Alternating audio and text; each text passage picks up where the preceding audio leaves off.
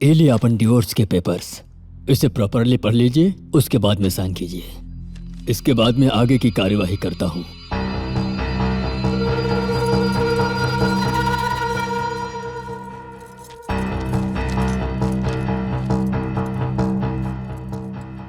ये कहा बेटा? तलाक के पेपर समाई उषा के भेजे के बाद।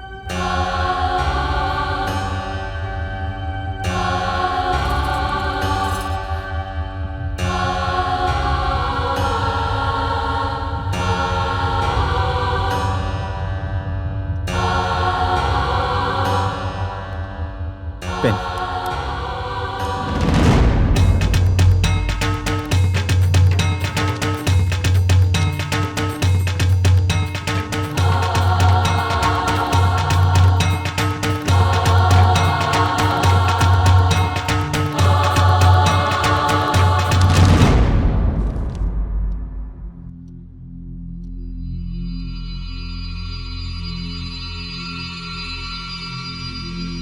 वकील साहब, आप जाइए अभी।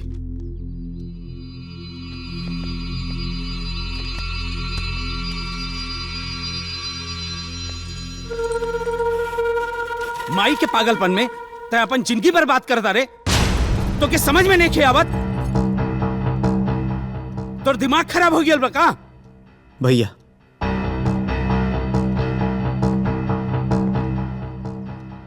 जौन औरत हमरा माई के इज्जत नहीं कर सकती, वो औरत हमरा जिंदगी में ना चाहिए।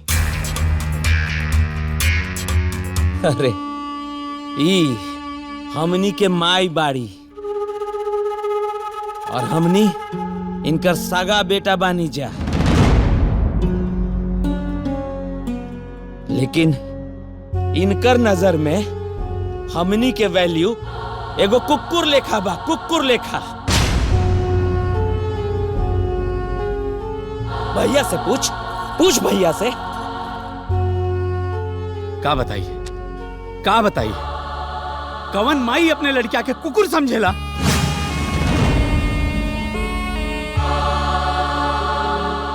अपना बड़का संपत्ति के घमंड में हमनी के भिखमंगा बना दिलस। हमनी से ऐसे बात करेली जैसे हमनी कोनो दुश्मन बानी जा। आज ले हमनी के माई अपना आगे केहू के समझ ली हा ना समझ लिया।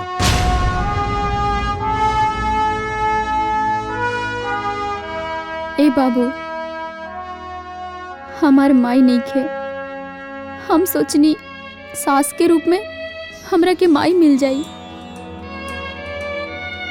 इंगरा से पूछा कि कबो हमरा से एक शब्द प्यार से बतियाईली बड़ी।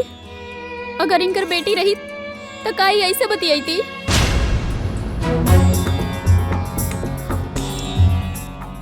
इनके घर के शासन के कहानी हम आज ले अपना नैहर में केहू के ना बताईनी, काहे कि ऊ लोग हमार सास के बुराई करी।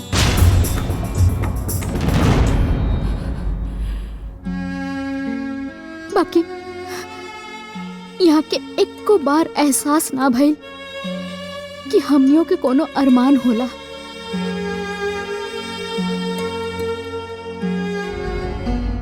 यहाँ के खाली अपना सुख सुविधा खातिर जी हिला। अरे हमनी के तो किस्मतें खराब रहे जे हमनी के इनकर बहू बन गई नी। ए बेटा, जवान पत्नी महारानी बन के अपना पति के भिखारी समझे, अपन बेटन के कुकुर समझ लेवे, अपतोहन के गुलाम और नौकरानी समझस। वो औरत के औरत कहावे के अधिकार नहीं खे। वो औरत के माई कहावे के हक नहीं खे। वो औरत के सास कहावे के हक नहीं खे। और ते एक घमंडी औरत के खातिर अपन पत्नी के छोड़ता रे। हमने कोनो पाप कैले हो खबजा जवान एकरा साथे रही ला जा। अरे इ तो खाली जात के औरत दिया, न दिल से औरत दिया न दिमाग से।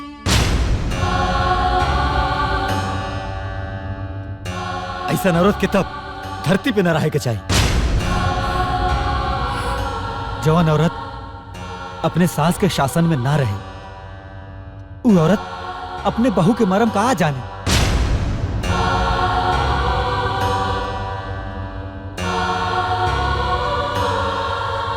बाबूजी,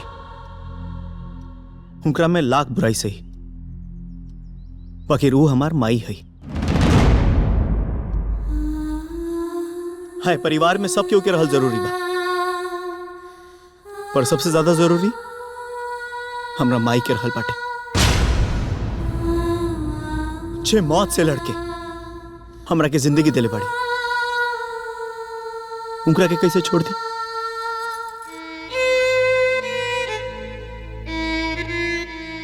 जीवन के पहला गुरु माई, जीवन के पहला दोस्त माई। माई जीवन हो खेली,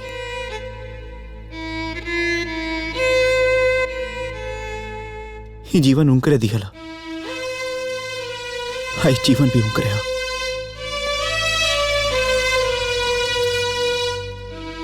याद बा माई, लड़काई में हमरा आंख में इन्फेक्शन हो गई। सब केहू दूरे से देख के जाओ और बोले कि बाबू ठीक हो जाए। 5 साल के रहनी हम, ऐसे लागल कि दुनिया में हमरा से अकेला केहू नहीं के। माई, हमर माई 24 घंटा हमरा के अपना कलेजा से लगा के रखे।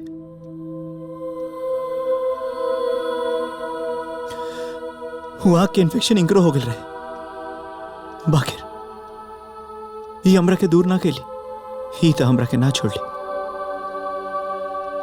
हाँ, तू लोग कहता लोग कि हम इंगरा के छोड़ दी।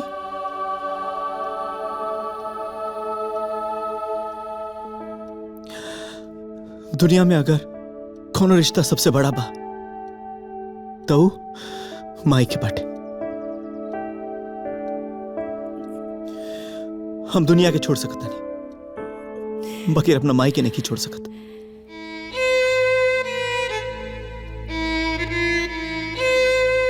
फिर चाहे हमारी पत्नी का है ना होगी।